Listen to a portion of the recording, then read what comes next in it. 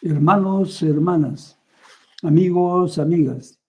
Bueno, indudablemente que me ha causado una gran satisfacción, alegría, el ver nuevamente a Pavel Yachayhuasi en las redes. Nuevamente Pavel con ese vigor que tiene, con esa audacia para realizar cosas y con esa visión de futuro. Eso es lo que más me ha llamado la atención en este video, que ustedes lo pueden encontrar en YouTube y que, bueno, indudablemente que tiene ya una gran cantidad de vistas, más de voilà, 24.000 vistas al momento, y es que una duración corta, alrededor de 41 minutos, y el título del video dice Detenciones y amenazas al pueblo peruano. Dictadura nunca más. 31 de julio, Pavel Yachay regresa. Eso es lo que ha puesto Pavel en el título de este video para precisar justamente la fecha 31 de julio. Lo graba lo lanza alrededor de las 8:30 de la noche del 31 de julio, hora Perú. Y bueno, como les decía, esto es emotivo volver a encontrar a Pavel Yachayhuasi y ustedes escúchenlo porque es interesante. En este video él nos habla de hacer un momento de pausa para reflexionar sobre temas muy importantes para el futuro, con esa visión de futuro. Él nos habla es el momento de realizar balances de la gran marcha nacional, de la toma de Lima. Es necesario hacer balances y trazar perspectivas, esas son las palabras que él utiliza, y por supuesto a través de foros y encuentros. Esta es una tarea a realizar, es la tarea que nos propone Pavel en estos días a realizar y con miras, indudablemente señala de próximas marchas a realizarse en los días y meses siguientes. Entonces, esta es una tarea muy, muy importante que a mi manera de ver, una tarea que él nos lo propone y que yo considero vital. Yo considero vital para el futuro del país y el futuro de las luchas sociales. Y en ese sentido, pues compatibiliza perfectamente con el objetivo del canal, que me esfuerzo de llevarlos a ustedes porque no soy experto en esta cosa. Se me hace difícil hacer cosas que para ustedes jóvenes es facilísimo, pero está la idea, y esa idea, está la experiencia, y esa experiencia y esa idea quiero transmitirles. Y el resultado de un largo trabajo, de estar en el terreno, en la biblioteca, haciendo doctorado y todo, es porque quería encontrarle una respuesta a esos problemas. ¿Por qué tantas victorias y tantos fracasos? Y esto es lo que les converso a ustedes constantemente en estos videos, porque el pueblo, a través de esta lucha, como por ejemplo la insurgencia nacional, que es algo nuevo, completamente nuevo en el Perú, de cómo se ha realizado, y Pavel incluso nos da referencias sobre esta insurgencia, la manera como se ha llevado adelante esta insurgencia popular, y es una forma de lucha bastante nueva, y eso nos debe hacer reflexionar que hay cosas que debemos, como él lo dice, ¿no? Hacer balances, trazarse perspectivas, y en esa medida este canal trata de contribuir con una idea, ¿no? La idea que, como digo, es el fruto de un largo trabajo de investigación, de estar en el terreno constantemente, de haber sufrido todas las dificultades que trae estar en las calles, gritar, tirar piedras, todo eso, que tiene sus consecuencias, indudablemente, la prisión, la cárcel, los juicios, por los cuales he pasado y he tenido mucha suerte de salir vivo de esta serie de más de 60 años de estar en el terreno. Y me siento contento de haber avanzado, personalmente lo digo, espero que así sea en la práctica, en las confrontaciones de ideas. Encuentro una perspectiva de solución y es eso lo que les quiero conversar ahora y que en cierto modo en los videos precedentes ya les he estado manifestando. Resulta de que, como lo dice Pavel, es necesario hacer balance y trazar perspectivas. Plenamente de acuerdo con eso, porque a mi manera de ver, seguimos cometiendo los mismos errores de siempre. Y seguimos cometiendo los mismos errores de siempre. Yo, de cierto modo, me he atrevido a decirlo, revisen mis videos precedentes, que cuál era la perspectiva que yo veía, incluso luego del 19 de julio, en donde fue un gran triunfo, yo lo señalé como un gran triunfo, pero con un futuro incierto. Eso es lo que estamos viendo. Tantas veces ganamos en el terreno, incluso llegamos al gobierno central, ya sea por la fuerza o en forma pacífica. Por la fuerza, pues indudablemente las grandes revoluciones de luchas armadas que hemos tenido, y por la vía pacífica, el ejemplo clásico que tenemos nosotros es cuando Allende, Salvador Allende, llega al poder en Chile. Pero desgraciadamente todos esos movimientos por los cuales se llega a la toma del gobierno central fracasan en definitiva de una u otra manera. Y a mi manera de ver es porque nos falta reflexionar, nos falta comprender que las luchas sociales no son lineales. Hay dos tipos de luchas sociales. Eso es lo que es el resultado de mi trabajo de investigación. Hay dos tipos de luchas sociales. Yo llego a esa conclusión luego de un largo trabajo y una tesis de doctorado que sustentaba esta manera de resolver el problema con una idea central, que es la repartición igualitaria de las riquezas en una economía de mercado. Ese es el título de mi tesis. Y ese es el centro del problema, que lo vivimos desde hace 10.000 años, mis estimados amigos. Este mismo problema lo vivimos ya desde hace 10.000 años. Eso hay que entenderlo, remarcar. ¿Y por qué tanto tiempo ha pasado a pesar de tantas victorias realizadas? Seguimos en el mismo problema de las grandes desigualdades socioeconómicas. Nace con el esclavismo, feudalismo, en donde la gran diferencia de los unos de los otros es abismal. Y en las estadísticas recientes que muchos intelectuales han sacado, ¿no?, a través en los estudios de las desigualdades socioeconómicas, es que cuando tú naces pobre, en un alto porcentaje, cuando tus padres son pobres, en un alto porcentaje tú serás también pobre. En un alto porcentaje, cuando tú eres hijo de un rico, seguirás siendo rico. Esa es la tendencia. Y hay una explicación. Las estadísticas dicen ese resultado, pero no nos lo explican el por qué. Por eso es que yo he preferido no hacer un trabajo para el que yo desarrollaba, un trabajo estadístico, ni un trabajo numérico, porque ya un filósofo me lo dijo claramente en su libro. Antes de medir, hay que reflexionar. Es esencial. La palabra parece simple, pero es esencial para todos los economistas que hay en el mundo. Es bueno decirles, antes de medir, es necesario reflexionar, porque se han dedicado a una teoría económica, micro y macroeconómica, en donde los números priman, en donde las estadísticas priman, en donde los modelos econométricos y otro tipo de modelos priman. Y este gran filósofo nos lo dice con suma claridad. Antes de medir, reflexiona. Eso es, porque todos esos modelos, sin reflexionar, parten de hipótesis ya nulas, hipótesis que no son reales.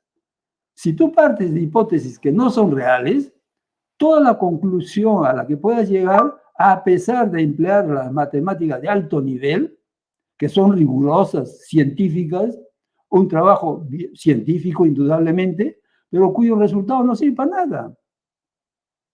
Y es por eso que tenemos grandes economistas, grandes premios Nobel de Economía, en Sociología y en estas disciplinas humanas, y ninguno se ha atrevido a decir y demostrar que la pobreza y el desempleo se puede eliminar. Yo no estoy hablando de disminuir. Estoy hablando de eliminar, es crear una nueva sociedad en igualdad de oportunidades, como lo hemos tenido en los orígenes de la humanidad y por más de 300.000 años. Eso tenemos que entenderlo. Y pues indudablemente, hoy día, desde hace 10.000 años, estamos jugando con un modelo socioeconómico en el que genera desigualdades socioeconómicas. En su interno, en su corazón, hay un mecanismo que genera esas desigualdades, genera egoísmo extremo y últimamente genera el deseo de tener más y más dinero, más y más capital, sin medida, de manera desmesurada. Y eso es lo que estamos viendo. Es 16 personas, lo dice Oxfam Internacional a través de las estadísticas. 16 personas tienen una riqueza acumulada igual a la mitad de la población mundial. 1.700 millones de personas. Fíjense, que solamente 16 personas tengan esa riqueza acumulada de tal magnitud, es porque ya hace pues 10.000 años que ellos vienen acumulando, que pasa de una mano a otra mano, de una familia a otra familia, pero esa riqueza acumulada por la sociedad, porque es la sociedad la que crea la riqueza, se ha concentrado en poquísimas manos, ¿no? Y nosotros no percibimos ese problema. Hemos estado al costado, en el Perú todavía viviendo hasta los años fines de los 60, hemos estado viviendo con el gamonalismo, que es una concentración igual, es una concentración de poder, porque hay una concentración económica en el gamonal, en la sola familia gamonal que manejaba cantidad de pongos, siervos, o en otros esclavos. Entonces, esa parte no la entendemos porque hemos pasado a otra forma de trabajar, que es la economía de mercado. Y en esta manera de trabajar, como ya no se trabaja con la chaquitagia, como ya no hay solo una chacra inmensa a cultivar, ahora se trabaja a través del mercado que genera empresas. Son las empresas que generan ese mercado, hay una interacción y generan nuevos elementos como el precio, el dinero, las competencias. Bueno, todo eso lo genera esa nueva forma de trabajar. Y es por eso que teniendo esta característica, la productividad, o sea, el crecimiento de la riqueza, es mucho, mucho mayor y genera un mejor cuadro de vida incluso, mismo para los que son sometidos, esta economía de mercado en repartición individualista como nace. Nace con una forma de repartición, que es la repartición individualista, que es la que genera eso, que genera esas grandes desigualdades. Y entonces, como ya vivimos hace 10.000 años, pues poco nos hemos interesado en ver un poco más allá en nuestra historia y ver que la humanidad ha gozado de otro tipo de repartición de la riqueza creada. Y yo pienso que esto, y lo he confirmado con la tesis de doctorado, que este es el punto central en los problemas de desigualdad. Y cuando hablo de desigualdad hay que tener mucho cuidado con las diferencias. Una cosa es desigualdad socioeconómica y otra cosa son diferencias. La desigualdad socioeconómica viene de una relación de dominación. En cambio, las diferencias no, pueden ser diferencias biológicas o fisiológicas, como por ejemplo los 5 dedos de la mano. En una mano hay 5 dedos, pero ninguno se parece al otro. Esas son diferencias, no son desigualdades.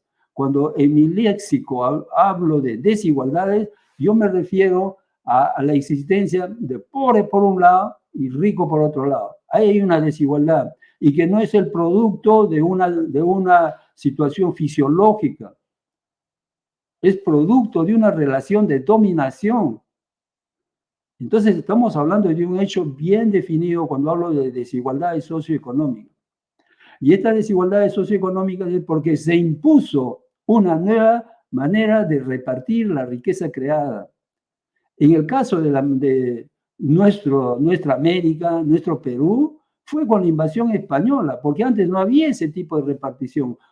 Estábamos cerca, pero no estamos fundamentalmente allí plenamente.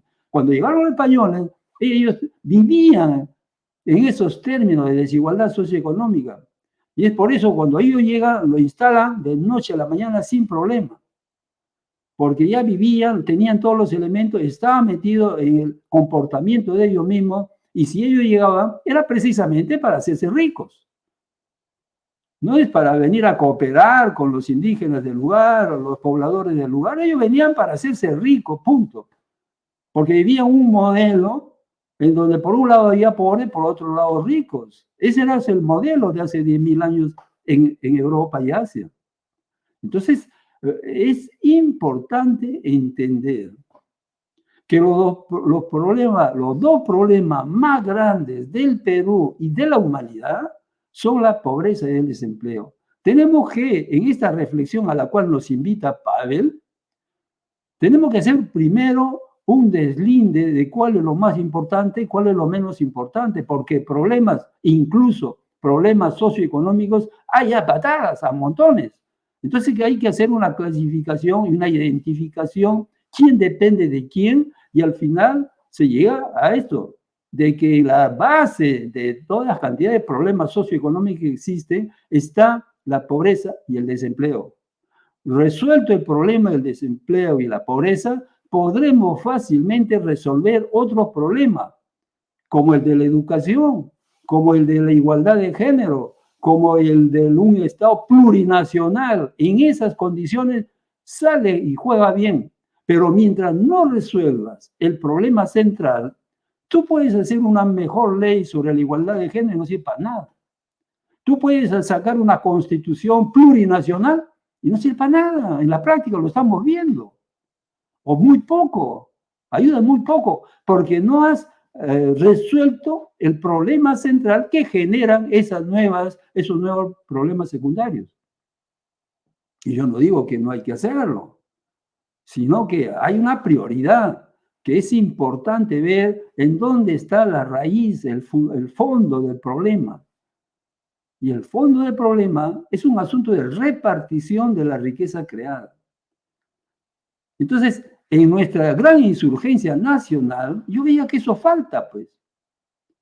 No hay perspectiva como lo que está pidiendo Pavel. Hay que tener una visión de futuro. Hay que asentarse en el pasado, ver el presente y lanzarse hacia el futuro de una nueva sociedad y una nueva economía. Solo así entenderemos bien.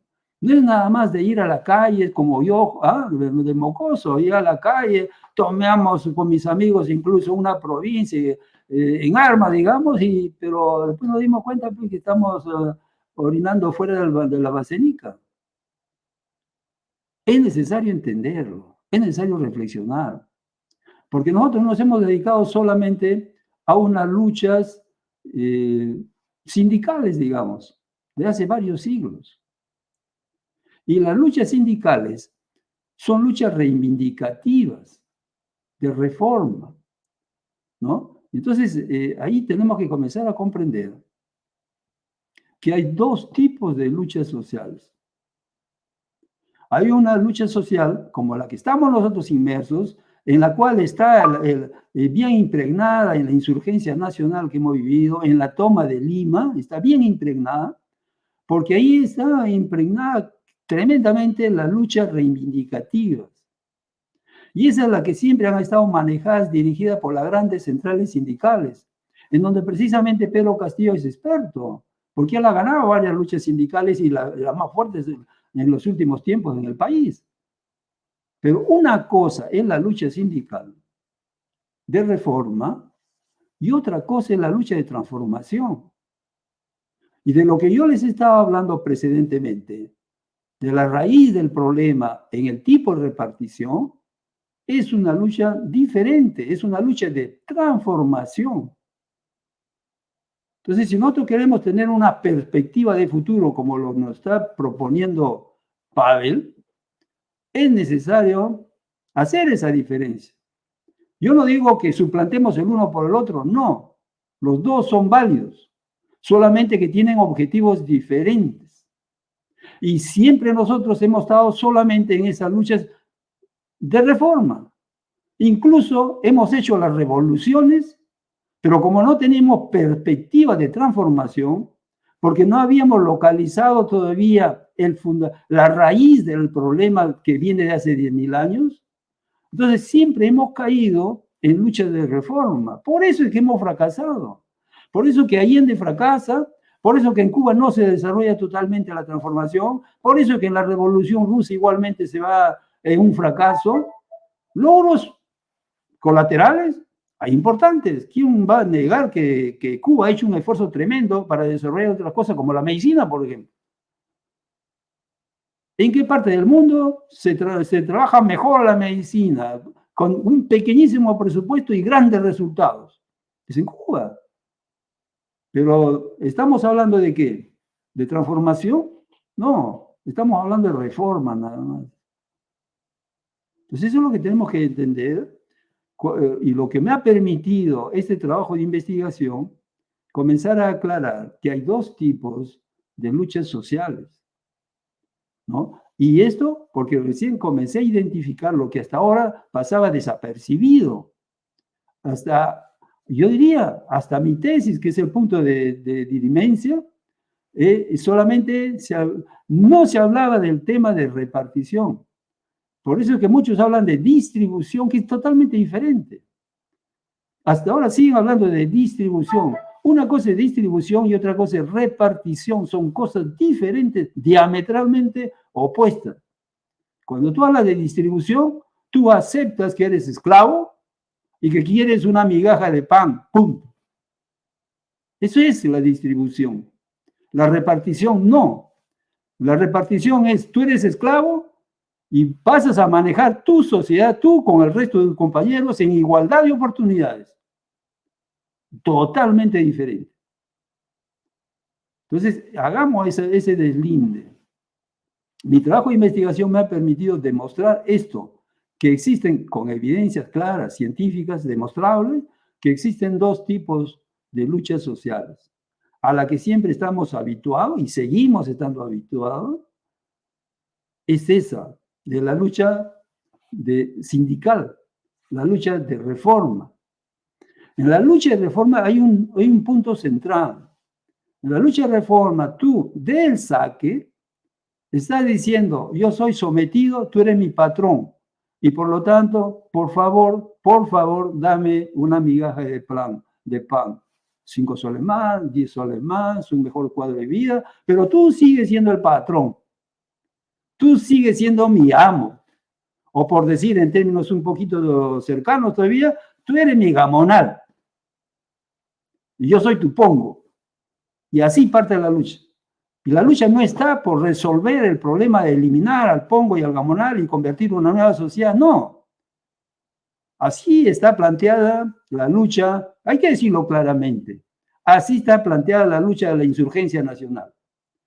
Es un movimiento social formidable, de autoconvocación, de autoconvocatoria, formidable, pero no tiene perspectiva, no tiene futuro. Sigue poniéndose en la condición de esclavo, de asalariado, de pongo. Y si tú partes tu lucha bajo esos términos, ya desde el saque fracasaste. Te endulzarán con alguna medida. Y ahí termina. Y la prueba está en que tus mismos objetivos son pues, miserables. El objetivo es cerrar el Congreso. ¿Qué objetivo es eso? Si tú quieres hacer una lucha de transformación, tú no necesitas contar con el Congreso. Ese no es un objetivo fundamental para la transformación. Tu objetivo ahora en la insurgencia nacional está una nueva constitución. Pues, las leyes no hacen el cambio, la transformación, por más bonita y más grande que sea como la constitución. Entonces estás peleando y te están induciendo a pelear por objetivos que nunca te llevarán a resolver el problema de sociedad. El problema personal sí, ¿por qué no? Porque si tú en esa lucha, en las nuevas elecciones, tú llegas a ser congresista, ya resolviste tu problema, pues tú, tu familia y tus amigos. Pero no has resuelto el problema de sociedad. En la lucha de transformación, el objetivo es resolver el problema de sociedad. Y la pobreza es un problema de sociedad. El desempleo es un problema de sociedad. Eso no es un problema porque siendo congresista ya lo resolviste tú personalmente, ¿cierto? Pero los 34 millones de habitantes no van a ser congresistas. Es diferente. Entonces, a la propuesta de Pavel, yo me he permitido dedicar este video exclusivamente a este tema, en su primer avance. Luego podemos seguir hablando más particularidades porque es toda una teoría, que yo le llamo la teoría del cambio, y que tiene su estrategia de aplicación, y que tiene una herramienta fundamental justamente para aplicar este cambio, esta teoría en la práctica. Es la empresa país. Y la empresa país tiene una formulación incluso matemática, pero esa matemática salió al final. Esa fórmula matemática no fue al principio, como hacen los actuales economistas y doctores en economía. Esa formulación salió al final cuando tú resolviste el problema y tú no querías matematizar la solución del problema, porque el problema ya conceptualmente estuvo resuelto y era necesario matematizarlo si era posible, porque muchas veces las variables sociales es difícil matematizarlo, pero en este caso me fue relativamente fácil, pero no tampoco tan fácil que me tomó un montón de años. Ya el problema lo tenía resuelto en el año 92 y esta fórmula recién me sale en el 2013. Porque era necesario hacer que esta solución de tipo conceptual, que se llama en abstracción científica, es necesario ponerlo poco a poco en relación con la realidad. O sea, lo que se llama la aplicación del modelo teórico. Y tiene varios niveles. A un inicio no era consciente de eso, habían varios niveles. Hasta que al final, cuando ya llegué a la empresa país, que no sale de un solo porrazo, que va saliendo a medida de que iba aplicando, pegándome al terreno en función de esa teoría, pues ahí sale la noción de empresa país.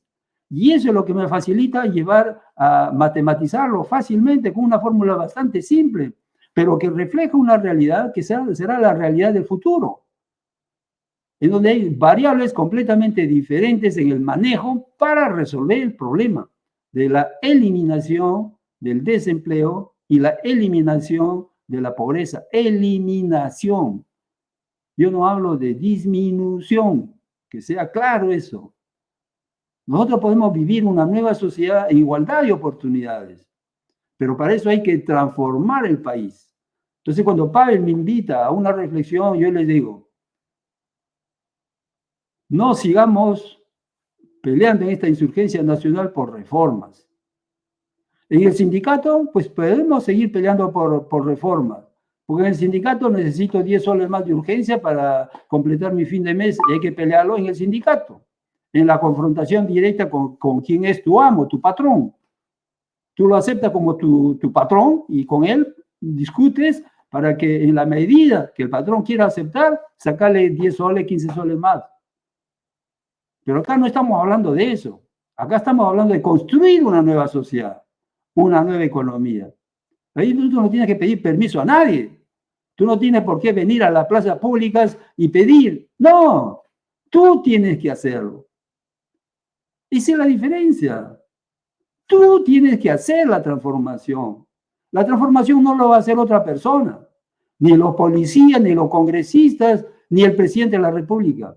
Eres tú, porque vamos a armar una nueva sociedad, una nueva economía. Entonces tenemos que limpiar nuestras mentes. Tenemos que cambiar de actitudes y de comportamientos en la lucha. Ya no son los mismos objetivos. La lucha de reforma tiene sus procedimientos, sus tácticas, sus objetivos. La lucha de transformación son diferentes. Y como recién comenzamos en esa lucha de transformación, pues hay que aprender en el terreno. Porque nada viene del cielo. En las luchas sociales nada viene del cielo. La conquista de las 8 horas, por ejemplo, tremenda hazaña que ha costado vidas humanas, eso no viene del cielo. Eso ha costado sangre, sudor y vidas. Igualmente la lucha de transformación será igual, porque son luchas sociales. Y entonces, seamos conscientes de eso. Lo que pasa es que hay una cantidad inmensa de la población que está adormecida, que sigue avasallada, que no quiere reaccionar porque no se da cuenta del problema. Piensa que ya tiene bastante con un salario de 1.000 soles, 5.000 soles, y si pues tiene alguna profesión un poco más, y ya con eso dice, bueno, basta y sobra. Pero no, nosotros tenemos como seres humanos mejores posibilidades de vivir. Como seres humanos tenemos mejores posibilidades de ir más adelante todavía. Y lo más importante, nosotros somos Homo sapiens. Eso es lo más importante. El Homo sapiens. Para considerarse Homo sapiens, porque tú eres Homo sapiens, y para que considerarte realmente como Homo sapiens, tiene que ser un creador, un investigador, un desarrollador. Alguien que futura, que piensa en cambiar cosas, en avanzar, en resolver problemas. Ese es el Homo sapiens. Pero si estás ahí endormido, no eres un ser humano. Eres un pongo, un esclavo, ¿ah? Que le han quitado toda la dignidad de ser humano. Es una bestia de carga. Eso es lo que somos nosotros los asalariados. Así seas doctor. Así seas doctor. Así tengas 7 doctorados. Eres un pongo, un asalariado. Y una mentalidad de pongo y asalariado que no quiere transformar su vida teniendo las posibilidades. Entonces, a esta reflexión me ha invitado Pavel, nos ha invitado a todos, y pues hagamos esa reflexión, como él lo dice, tracémonos perspectivas, visión de futuro. Entonces yo he querido comenzar por mostrarles que mi aporte, mi pequeño aporte en estas grandes luchas sociales es haber hecho la exposición teórica de que hay 2 tipos de luchas sociales. Una clara diferencia entre el uno y el otro. Y en la cual hemos estado acostumbrados es en la lucha de reforma, de reivindicación, en donde del saque tú aceptas quién es tu amo y no lo pones en cuestión. Tú lo reafirmas como tu amo, como tu gamonal, tú lo reafirmas. En una lucha de transformación, no, todo lo contrario, tú lo niegas y quieres pasar a una nueva sociedad, a una nueva economía. Entonces, si tú lo niegas, tu insurgencia nacional no puede ser venir a Lima y reclamarle a los blanquitos que te cambien la vida. Ahí hay un fallo en la concepción de la lucha. Y es por eso que estas luchas, en esos términos, lo mejor que podría llamárseles son luchas reivindicativas. Pero no nos olvidemos que en la insurgencia nacional, el objetivo fundamental está en la transformación. El país profundo, el Perú profundo, exige de hace mucho tiempo, de hace muchos años, de hace varios siglos, está exigiendo transformar su vida, recuperar su dignidad, recuperar los recursos que él produce trabajando. Solamente que hasta ahora no ha encontrado el medio. Y la única posibilidad que tenía era de la lucha de reforma, que creía que con eso iba a resolver su problema. Pero no, pues, con la lucha de reforma tú no resuelves tu problema fundamental. Tendrás un platito más de lentejas en tu diario, pero no más. Tú sigues siendo el pongo, sigues siendo el esclavo, sigues siendo el asalariado. Así seas doctor con 7 doctorados. Y eso hay que entenderlo bien. Entonces, ese es el primer paso en la reflexión. Y yo me voy a quedar ahí, porque en este canal lo estamos dedicando a esa reflexión. Y en los siguientes y en los anteriores videos incluso estamos tratando los temas colaterales de este punto central. El punto central es que tenemos que pasar de un tipo de repartición de la riqueza creada hacia otro tipo de repartición de la riqueza creada.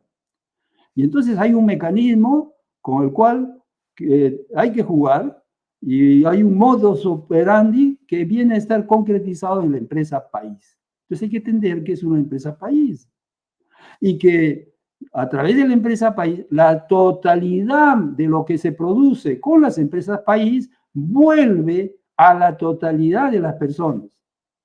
La totalidad. Y siendo más estricto, la totalidad de las ganancias de las empresas país vuelve a la totalidad de la población en partes iguales. Pero usted me dirá, entonces, ¿y cómo va a ser si yo trabajo más? Es lo que siempre dicen, ¿no? ¿Y cómo le voy a dar a un ocioso? ¿Cómo le voy a dar a un ocioso el fruto de mi trabajo? Esos son los egoísmos que crea y la incomprensión. Tú eres un esclavo, un pongo asalariado y no quieres compartir ni siquiera con tu vecino. Pero en este modelo no se trata de compartir lo que tú has generado solamente por compartir. No, es la sociedad que comparte, no tú.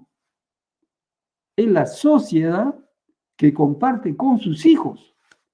Esa parte nosotros no lo hemos entendido.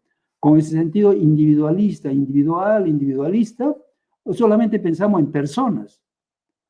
Y hasta ni siquiera llegamos a entender qué es sociedad. Cuando les hablo de que el propietario de las empresas país va a ser la sociedad, pucha, dicen, oye, ¿cómo va a ser eso? 34 millones que sean los propietarios de esa empresa, ¿cómo se va a manejar? Uy, se les hace un rompedero en la cabeza. No, porque justamente pues, venimos de ser, y seguimos siendo, que venimos de ser, seguimos siendo esclavos, pongo asalariados, que es la misma cosa. El esclavo, el pongo, el asalariado, es la misma cosa. Lo que les diferencia es que han vivido en formas de trabajo diferentes. Por ejemplo, el pongo ha vivido en el gamonalismo. Y en el gamonalismo se trabaja con la chaquitaglia, la tierra cultivable, el gamonal. Lo trabaja con la chaquitaglia, con el buey, con el arado. Pero el asalariado, siendo lo mismo de abajo, ya no trabaja con el buey, trabaja con la máquina. Y estamos entrando a otro proceso de trabajo todavía mucho más formidable, porque ellos no se trabajan ni con la chaquitaglia, ni con el buey, ni con la máquina, se trabaja con el cerebro. Si ustedes dirán, ¿cómo va a ser eso? Pero es así, es la humanidad que crea los procesos de trabajo. Es decir, todas las personas en una interacción completa logran hacer, desarrollar y evolucionar los procesos de trabajo. Son dos mecanismos, uno es desarrollo y otro es la evolución, pero todo eso lo hace la humanidad. Y todos esos temas hay que entenderlo. Y tenemos que entenderlo porque nosotros vamos a ser los gestores de nuestra vida. Ya no es el gamonal que va a hacer la cosa y dice y nos lanza un plato de lenteja para comer. Ya no es el patrón que te dice toma 20 soles para que puedas vivir. No, eres tú mismo que creas tu riqueza y tú mismo que gozas de la creación de tu riqueza. Tú mismo como sociedad. Ya no como solamente individuo. Entonces, estos elementos hay que discutirlos. Porque esto no lo vas a encontrar ni siquiera esta proposición, ni siquiera en las universidades. Porque ahí siguen leyendo libros viejos y los doctores en economía nunca te hablan de cómo resolver la pobreza y el desempleo. Pregúntenle al doctor Erazo si tiene una solución para eliminar la pobreza y el desempleo. Bueno, mis queridos amigos, vamos a seguir conversando este tema. Yo agradezco muy de veras, en principio, que Pavel nos haya dado noticias de él en el video del día de ayer, y que al mismo tiempo nos diga, hagamos un momento y comencemos a reflexionar. Y eso es esencial reflexionar, porque si no nos estamos yendo como los bueyes contra el muro, porque no reflexionamos. Tenemos que reflexionar sobre en dónde hemos cometido los errores para no seguir cometiéndolos. Y Pavel ayer usó la misma frase, usó esa frase. Porque ahora se pronostican nuevas huelgas. ¿Qué quiere decir eso? Que se va a seguir cometiendo el mismo error. Ya se están programando nuevas huelgas, nuevas tomas. O sea, ya se está programando seguir cometiendo el mismo error. Y así nunca vamos a salir de la pobreza y desempleo. Nunca vamos a poder crear una nueva economía y una nueva sociedad. Reflexionemos, hermano. Yo no estoy en contra de la lucha de reforma. Esas hay que hacerlas. Y eso se hace todos los días, en la confrontación con tu jefe. Se hace todos los días. Y hay los movimientos y las luchas sociales del grupo, de la empresa, pero a la empresa y nada más. Acá estamos hablando de sociedad. Esta la transformación compete a la sociedad. Y por eso es que tiene otro mecanismo.